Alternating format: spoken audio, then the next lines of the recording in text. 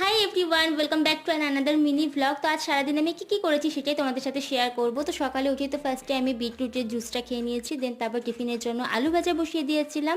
আলু ভাজা হওয়ার মধ্যে দেখলাম জয় সবজি নিয়েও চলে এসেছে, তো সেগুলো তোমাদের সাথে আবার শেয়ার করে নিলাম। তারপর জয়কে টিফিন দিয়ে দিয়েছিলাম। তারপরে আর সেরকমভাবে ভিডিও ক্লিপ নেওয়া হয়নি। দেন স্নান করে চলে এসেছিলাম একেবারে রান্নাঘরে।